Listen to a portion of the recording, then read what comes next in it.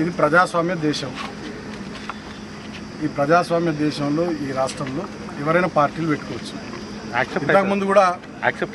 ఇంతకుముందు కూడా ఇక్కడ కేఏపాల్ పార్టీ పెట్టుకున్నాడు, షర్మిల కూడా పార్టీ పెట్టుకున్నాడు. సో ఎవరైనా పార్టీ పెట్టుకోవచ్చు. నెంబర్ 1.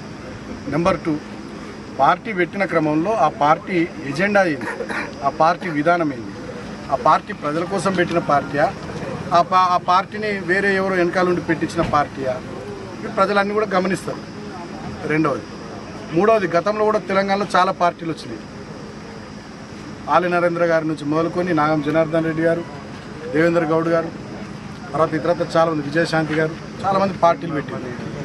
కానీ ఆ పార్టీల పరిస్థితి ఏమైందో తెలంగాణలో మీ అందరికీ కూడా తెలుసు. నేను ఇంకో మాట అడుగుతుంది. ఇక్కడ పార్టీ పెట్టుకున్నటువంటి వాళ్ళు ఇవాళ కేంద్రంలో బీజేపీ ప్రభుత్వం ఉంది, రాష్ట్రంలో కాంగ్రెస్ ప్రభుత్వం ఉంది. వాళ్ళని కదా విమర్శించాల్సింది, తిట్టాల్సింది వాళ్ళని కదా.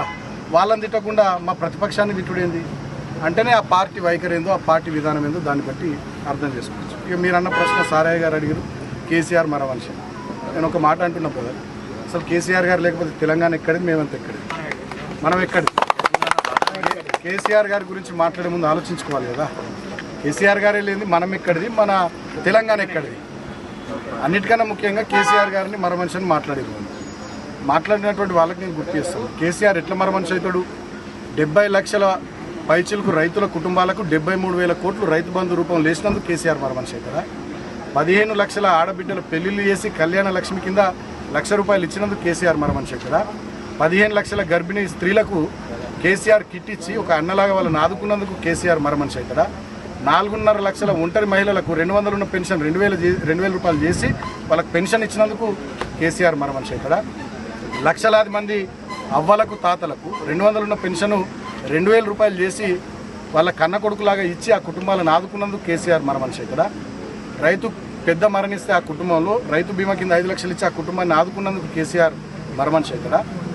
ఇవాళ కాళేశ్వరం ద్వారా కానీ, పాలమూరు రంగారెడ్డి ఎత్తిపోతల పథకం ద్వారా కానీ, మిషన్ కాకతీయ ద్వారా కానీ తెలంగాణ బీడు భూములకు నీళ్లు మలిపినందుకు కేసీఆర్ మరమనిషి అవుతాడా? మిషన్ భగీరథ ద్వారా మంచినీళ్ళు ఇచ్చినందుకు కేసీఆర్ మరమనిషి అవుతాడా? ఎందుకు కేసీఆర్ మరమనిషి అవుతాడు? ఎట్లా కేసీఆర్ మరమనిషి అవుతాడు? చేప పిల్లల పంపిణీ, గొర్రెల పంపిణీ ద్వారా యాదవులు, ముదిరాజులు, బెస్తా కుటుంబాలను ఆదుకున్నందుకు కేసీఆర్ మరమనిషి అవుతాడా? దళిత బంధు లాంటి 10 లక్షల రూపాయలు ఇచ్చి దళిత కుటుంబాలను ఆదుకున్నందుకు కేసీఆర్ గారు మరమనిషి అవుతారా? ఎందుకు మరమనిషి అవుతారు కేసీఆర్ గారు? తెలంగాణ తెచ్చినందుకు మరమనిషి అవుతారా? తెచ్చిన తెలంగాణలో అన్ని వర్గాల ప్రజలు బాగుపడాలని తనలాడినందుకు కేసీఆర్ మరమనిషి అవుతారా?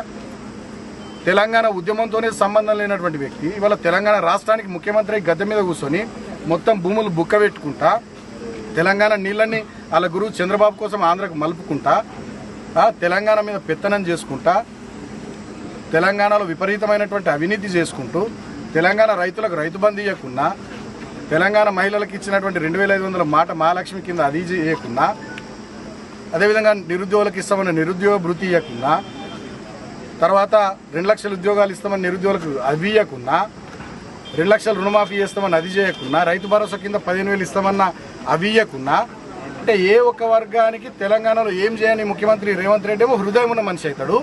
తెలంగాణ కోసం చావు నోట్లో తలబెట్టి తెలంగాణను తెచ్చిన కేసీఆర్ మరమనిషి అవుతాడా? తెలంగాణ కోసం అనునిత్యం తహతహలాడి తనలాడి తెలంగాణ ప్రజలు ఎస్సీలు కానీ, బీసీలు కానీ, మైనార్టీలు కానీ, ఎస్టీలు కానీ, రైతులు కానీ, మహిళలు కానీ అన్ని వర్గాలు బాగుండాలని అనేక సంక్షేమ కార్యక్రమాలు పెట్టి దేశానికి రోల్ మోడల్ లాగా తెలంగాణను తీర్చిదిద్దినందుకు కేసీఆర్ మరమనిషి అవుతాడు. ఎందుకు కేసీఆర్ మరమనిషి అవుతాడు అంటే ఇటువంటి వ్యాఖ్యల్ని బట్టే ఇవాళ ప్రజలు కూడా అందరూ ఆలోచిస్తూ ఉన్నారు.